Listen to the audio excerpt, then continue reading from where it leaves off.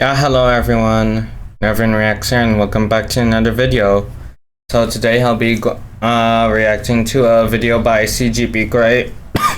Now I've watched them before and he makes amazing content, and I think he might have a severe case of OCD. But hey, that's just one of his quirks. And anyway, the video I will be reacting to is called The Simple Secret of Runway Digits. So, like, you know how when you're on the airplane and you see, like, you look out the window and you see a number on the runway? Well, I've always wondered, that must be how the pilot knows which runway to go on. So, but maybe that's not the case, so let's find out why runways have numbers on them. Okay, let's get started, shall we? Okay, in 3, 2, 1, let's go. While waiting on a plane during taxi till takeoff, looking out the window, you may have noticed the giant number numbering the runway, say 8, which implies 7 others exist, at least, but this is a flight out of LOL Airport in Nevada's Desert of Nothing. There's only 2 runways, which, given the passenger load, seems like maybe one too many already. What's the deal with runway numbers, you might— Wait, is there an actual airport called LOL? I'll search that up later after the video. Wonder aloud. Oh, hello again. Flying to Nook as well, are you? It is a long flight, so there's tons of time for me to tell you all about runways. Let's begin. So, before you can number a runway at an airport, you need to build the airport. And before you can build the airport, you need to plan the port. And what needs figuring first is which way to run the way. Pilots want runways with winds in parallel for physics reasons that we are going to skip, both because lift physics is something people really like to argue about, and this isn't a physics video. Yeah, I'm recording a runway video right now, hope you don't mind. But the summary is planes take off and land into the wind because it lets them use less runway. Yeah, I know that. I learned that in a documentary. And makes for safer and stabler landings in particular. Now, planes can land with winds unaligned, but it's unsettling to watch these crosswind attempts as pilots do their best to face into the wind. That looks so scary, watching it from the outside. Ugh. Wind while landing on a runway that does not. Oof. So airports too want winds running with the runway, but the universe is indifferent to human desires. Wind winds as it wants, so the simple solution in aviation early days was to build a triangle of runways, put up a little windsock, and direct the pilots to the runway that paralleled the sock and thus the wind. But as aviation grew, so did airplanes, and thus their runways, making the triangle trick impractical for big urban internationals. But the simple sock still solved it. See, if you record when and which way the wind sock blows and with what wind force, you've grown yourself a wind rose, a clever little data viz tool with the sock in the center of compass points for orientation and bars colored in size for strength and frequency. Yeah, I knew that this thing was used to, like, determine wind direction. However, I did not know what it was called until now. So yeah, I'm surprised. I wonder why they call it the sock. Maybe because it looks like a sock. That's probably why. Of wind, though it reads opposite actually of everyone's expectations, with the lines showing the way the wind blows from and not to. Physics stuff just loves to opposite actually. Let's just agree to avoid physics for this video, shall we? Wind roses reverse readings aside, they reveal that in most places, most of the time, most of the wind mostly blows back and forth in one direction. So that's surprisingly convenient. Thanks, indifferent universe. Oh, you did it for other reasons? Well, still, this convenient wind happens because wind is a current of air, transporting heat from where there's more to where there's less. The Earth is blasted by the nuclear heat of the sun, with the equator getting hit hardest, making hot air rise there as it cools out along the edge of space before coming back down, creating a big-scale convection current that repeats in a pattern. Yeah, the Coriolis effect.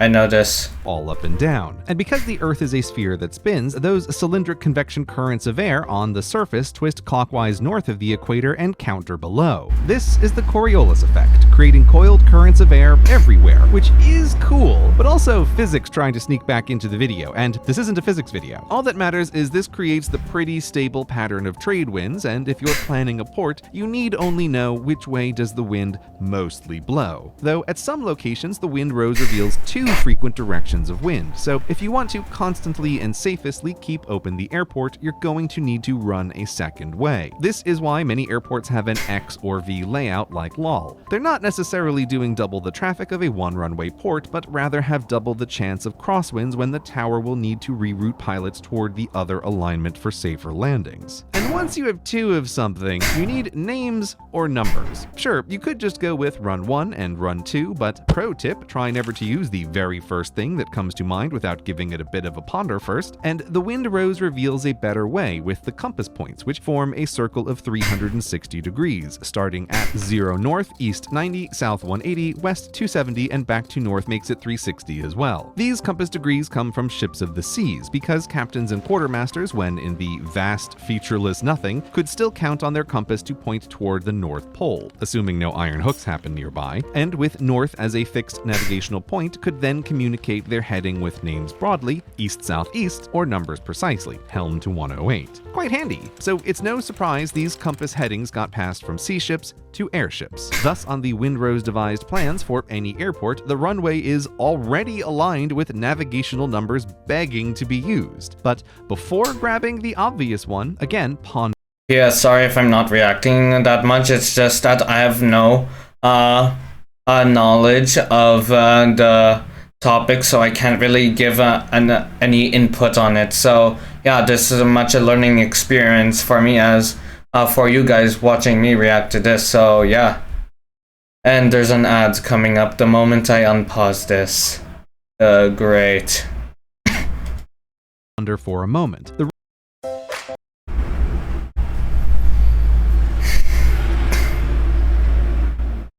points from the perspective of the port toward the plane. The rather more important heading to use is from the plane's perspective approaching the port, which... Yeah, because like, for example, let's say someone's in front of me and they're looking at me and I'm looking at them, and I told them to go left, but which left but I need to tell them exactly what kind of left I want them to go. Do I want them to go on to my left, or do I want them to go to their left? So you really have. So if you're giving people like direction instructions as to like where to go and they're facing you, you have to be really specific. So yeah. On the plan is at the opposite end, actually, because it's what number matches the compass in the cockpit that's critical. Alright, this needs a couple of example airports. Take one with a north-south runway. When the wind blows from the north to the south, the tower directs pilots to approach from the south, meaning they need to point the plane north, which on their compass is a heading of 360 degrees. So let's put a big 360 on that end for now. When the wind's reverse, the tower directs pilots to approach from the north, to fly south, which reads 180, so let's put a big 180 on that end as well. Now that we've got our heading numbers, the convention is to round them to 10 and cut off the 0 for the runway number, because we don't need 360. So the numbers are the digits of a compass. Wow. My mind has been blown. This is amazing. You learn something new every day. Figs of precision when airports have single-digit numbers of runways, and the very stressed air traffic controllers in the tower need to repeat precisely these numbers hundreds of times a day, so saving syllables here really matters. Thus, when the tower tells the plane to use runway 36, the pilot knows they need to get south of the airport to land facing north, and while there are like a million indicators in a cockpit, the pilot can always confirm they're doing it right by reading 360 on their ancient ancestors' compass. This low. The fact that there are a million like controls, dials, and buttons in an airplane's cockpit is one of the reasons why I never dreamt of being a pilot. Also because I'm colorblind. So even if I wanted to become a pilot, I literally can't. Tech check is useful as a fallback because a compass can see the way even when eyes and other equipment cannot. As a 2-runway example, an airport with a perfect ordinal X would get numbered thusly. Northwest to southeast gives 315 for one end, because that's the way the pilot needs to point, and 135 at the other. Round to 10 for 320 and 140, then drop the zeros to get runways 32 and 14. On the other side, 225 and 45, round to 10 again, drop the zeros for 23 and 5. Now, when the towers talk to the pilots, they say each digit individually, so runway 23, because clarity here is critical, which is also why the font and exact size of these digits is standardized worldwide. Though yeah, that's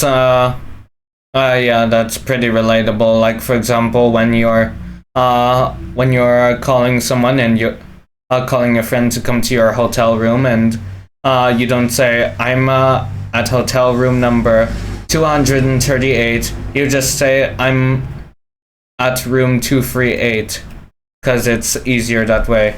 So yeah.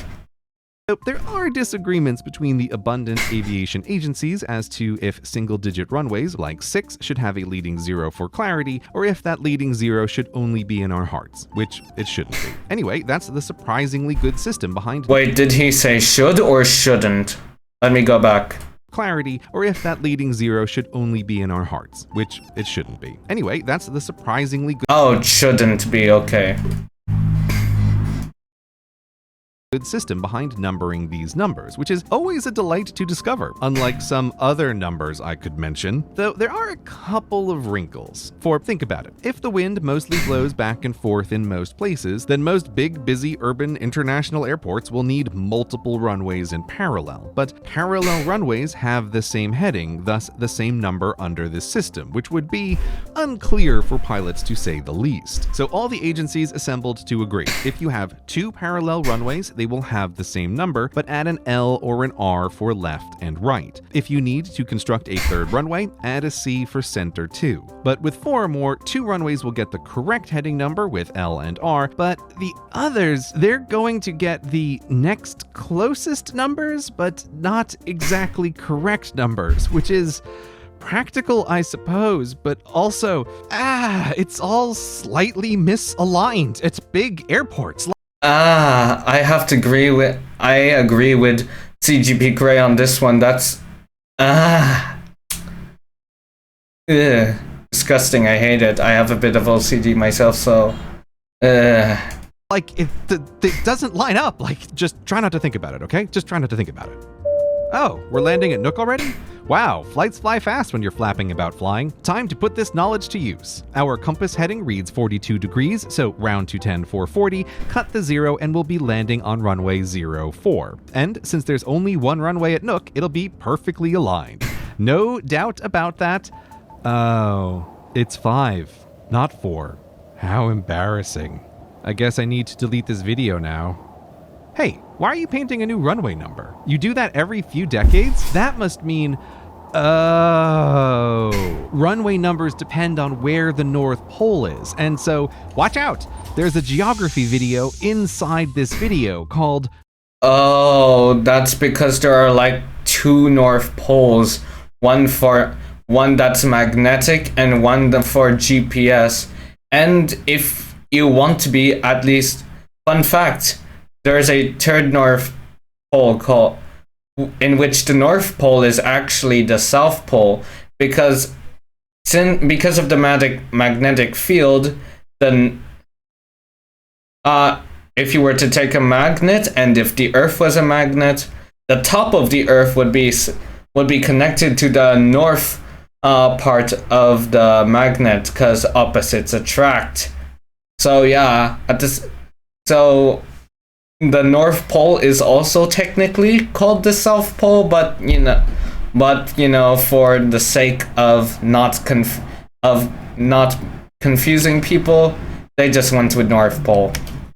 Where is the North Pole Really? Okay, to find the North Pole, remember that the Earth is a sphere that spins. Oh, sorry, we already went over that. We draw a line about which this spin occurs and name each end the North and South Pole. Starting with these poles, we clever humans created a square-ish coordinate system for our spherical Earth, the detailed creation of which I'm going to skip because that's a physics story for a never time that took hundreds of years and needed lots of clocks, and to make it official that London rules and Paris drools. But anyway, this grid is what every modern navigational system uses to get around with the GPS, global positioning, coordinates it gives. But if you Oh, so that's what GPS stands for. Never knew. were to use your GPS to direct you to the North Pole so that you could experience the planet rotating you in place as the stars circled overhead and you pondered the scale of the indifferent universe and your tiny, tiny existence within it, if you took out your compass to double check that the GPS got the spot right, the compass points you over the horizon toward another North Pole. What gives compass? Well, what did you expect? A compass is a magnet, and magnets follow magnetic fields. That's like their only thing? It's not a math magnet. Your magnet compass will take you to the gigantic magnetic field spewing forth from inside the Earth. So there are two North Poles, one for math and one for magnets. I mean, I guess if you want to be technical about it, there are three North Poles because the magnetic field the North Pole of a magnet points to is the South Pole of the Earth's magnetic field because opposites attract. But look, we're just going to ignore that because Yeah, that's what I was that's what I was trying to say earlier. So yeah, thanks CGP Grey for making my explanation more articulate and clean.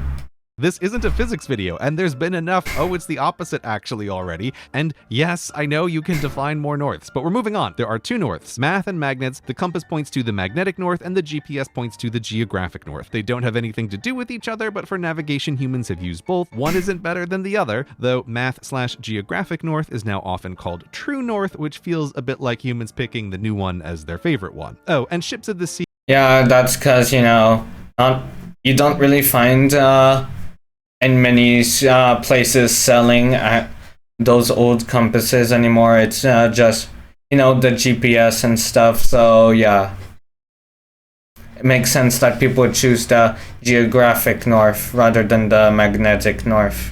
Seas have stopped using the old magnetic north and now navigate with GPS using the true north, even modern pirates, but planes and pilots still love the traditional magnet north. And we can stop thinking about this because they're pretty close anyway. Although, isn't that kind of weird just how close the unrelated poles are on a planetary scale? Earth just so happens to have a giant magnet that sort of, but not quite lines up with the planet's top and bottom. In different universe, are these things secretly related? And still, why would runway numbers change just because they're pointing at the magnet one, but not the math one? Oh no, there really is an unavoidable physics video inside this geography video, and it's called Magnets. What's your deal? Okay, we really can't cover everything about magnets because it's just so much, but some bits of some metals, such as iron, generate around them a magnetic field. Why and how were a mystery for a long time until we discovered that if you take a wire and run a current of electrons through it, aka electricity, this current also generates a magnetic field around the wire. But weirder, if you start with a current of electrons and pop them in a magnetic field, the current will curve. And oh look, you've stumbled upon a clue to one of the fundamental secrets of the universe. Magnets and electricity are two expressions of the same thing, electromagnetism. That's why in science class you can coil up a wire, send a current of electricity through it, and the whole thing becomes a magnet. One you can make stronger and stronger with each additional coil, because curving currents are magnets, which is why when you cut the current, everything drops. Our just iron magnets are doing the same thing, but you need to zoom down and down and down and down to the atomic level to see. Here, an atom of iron has a cloud of electrons, each electron with a charge, and as they whirl around, they create a tiny current and a tiny magnetic field. Zooming even closer, each electron spins, and this spin acts like the universe's teeniest, tiniest current, creating the teeniest, tiniest electromagnet. Okay, look, whirl around and spin don't mean what you think down here, because in the land of quantum, words mean nothing. There is only math that we're not gonna do. So just go with it. Thank goodness, because though I'm pretty fair and average at math, I wouldn't say I'm great at it. I'm like okay, but not great. Anyway, in most atoms, all these current-created tiny magnetic fields arrange themselves against themselves, so it all cancels out to nothing. But in a rare few atoms like iron does there happen to be an imbalance that aligns and adds up, and thus each iron atom is a tiny magnet. And if adjacent atoms align, their little magnetic fields add up. And zooming out and out and out, if all the atoms in the iron are aligned, then the iron acts as one big monkey-sized magnet. But deep down inside, it's just electron-sized electromagnets. And scaling up and up and up and up to the whole Earth's magnetic field, it's an electromagnet all over again. See, the Earth is made of parts: the thin, perilous, cool crust on which we live, the inner solid core that is several thousands of degrees hot, a middle mantle mostly solid and relatively cool, and critically, a ring of metal liquefied by the hot core. And just as on the surface do hot spots cause convection currents of air to try to even the energy out, so too does the unbelievably hot inner core cause convection currents of liquid metal that happens to be mostly iron, our magnetic friend. Thus, as this mixture circles, so do all its electrons, curving currents, which gets us magnetic fields, baby. Though, as individual coils, it's not very... Yeah, because if you look at it scientifically, the Earth itself is a giant magnet.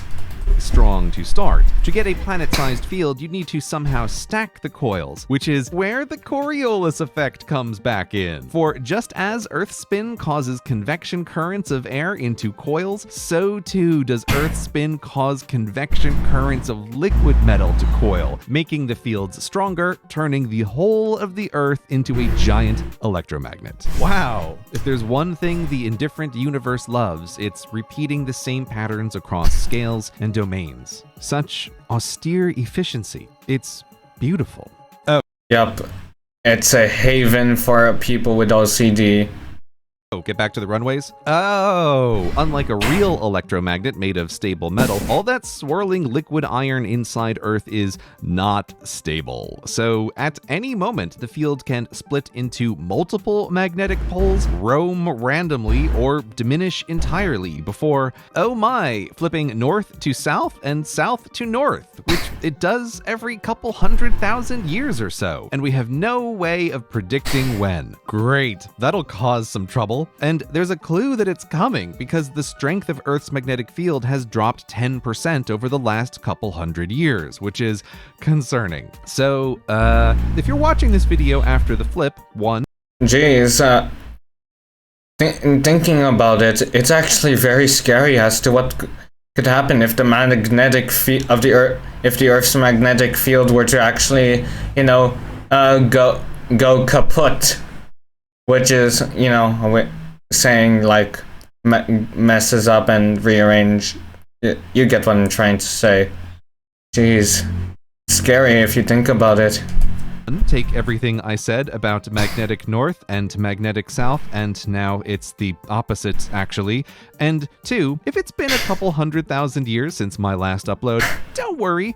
That's about normal, so be sure to smash that subscribe button so you don't miss the next video. No, and hit the bell. God, I hate that you have to do that now. Alright, time to wrap this up. First, this giant electromagnet made of liquid metal, Coriolis convecting inside Earth only semi-stably means Earth's magnetic field moves. That finishes with the physics and means the magnet North Pole moves, and quite a lot on human timescales. When we started measuring, it was safely inside of Canada, but it's recently rocketed north. Geography over, so we can finally get back to the start. Since runway numbers are derived from the heading on a compass, when the magnet north moves, the runway numbers need to change to match. And the closer your airport is to a magnet pole, the bigger a difference its movement makes, and thus the more frequently you need to update the number. Which is why it's no surprise that Canada, with more northern runways than anyone, was the first to get pretty tired of frequently repainting all her northern runways, and so changed her system to be based on the unmoving math north instead. But this means when flying over her territories, pilots can't count on their compass to match the runways and the winds. They can use their GPS, assuming the battery is charged, but these runway numbers are inconsistent with runways in the whole rest of the world. Now, Canada thinks her system is better and has created an aviation agency to try to convince all her international friends. So basically, cheerleaders of airports. with airports more equatorial and thus less of this problem, to try and switch with her from the old and busted magnetic north to the new true north. If pirates can do it, why not planes too? Yar! Well, because it's mostly a problem for you, and thus, there's not one system for numbering runways, but two.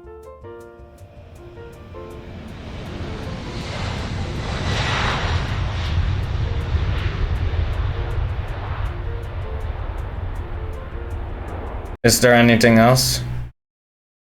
Like before the poles flip? Just saying. Oh, there is. Hey guys, if you are gonna switch to true north, best to get it done like before the poles flip? Just saying. Classic. So yeah, this was a really amazing and educational video. Many things in this video were absolutely shocking and mind-blowing, and yeah, to think the numbers on the runways were digits. Like I said, you learn something new every day. So yeah, I literally have nothing else to say. I've gone speechless. So yeah, if you like this video, please hit that like and subscribe. Check out my Facebook page, the link is in the description. Also check out CGP Grey's channel. He makes amazing content filled with OCD and the like. Cause yeah. Anyway, that's all for today. I'll see you guys next time. Hopefully when it's not so hot. Cause it's so hot right now. Bye!